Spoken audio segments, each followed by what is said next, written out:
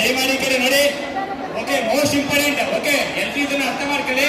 ದಯಮಾಡಿ in case prayer ಮಾಡ್ಬೇಕಾದ್ರೆ ನಿಮ್ಮ ಅಕ್ಕಪಕ್ಕದಲ್ಲಿ ಯಾರಾದ್ರೂ ಈ ತರ ಬಿದ್ದಂತ ಸಂದರ್ಭದಲ್ಲಿ ಮೊದಲನೇದಾಗಿ ಏನ್ ಮಾಡ್ಬೇಕು ಅಂತಂದ್ರೆ, ಯಾವುದೇ ಕಾರಣಕ್ಕೂ ಅವ್ರಿಗೆ ನೀರ್ ಕುಡ್ಸೋದೇ ಆಗಲಿ, ಮತ್ತೆ ಅವ್ರಿಗೆ ಏನ್ ಮಾಡ್ಬೇಕು, ಮುಖಕ್ಕೆ ನೀರ್ ಹಾಕೋದೇ ಆಗಲಿ ದಯಮಾಡಿ ಮಾಡಿಕೊಬಿಡಿ. ಮೊದಲನೇದಾಗಿ ಏನ್ ಮಾಡ್ಬೇಕಂದ್ರೆ ಇವ್ರಿಗೆ ಆಲ್ರೆಡಿ ಏನಾಗಿದೆ ಅಂದ್ರೆ ಇವ್ರಿಗೆ ಬ್ಲಡ್ ಸಿಗ್ತಾರಲ್ಲ, ಸರ್ಕ್ಯುಲೇಷನ್ ಸರಿ ಇರಲ್ಲ. ಎಲ್ಲಿಗೆ ಅಂದ್ರೆ ಮೆದುಳಿಗೆ, ಬ್ರೈನ್ಗೆ. ಆ ಒಂದು ಕಾರಣದಿಂದ ಏನಾಗಿರ್ತಾರೆ ಅವ್ರಿಗೆ ಕೆಳಗಡೆ ಬಿದ್ದಿರ್ತಾರೆ. ಅದಕ್ಕೆ ಏನ್ ಮಾಡ್ಬೇಕು ಅಂತಂದ್ರೆ ಒಂದು ಕಾಲು ಏನ್ ಮಾಡ್ಬೇಕಪ್ಪ ಅಂತಂದ್ರೆ ಈ ರೀತಿ ಹೈಟ್ ಕೊಡಿ ಸಾಕಷ್ಟೇನೆ.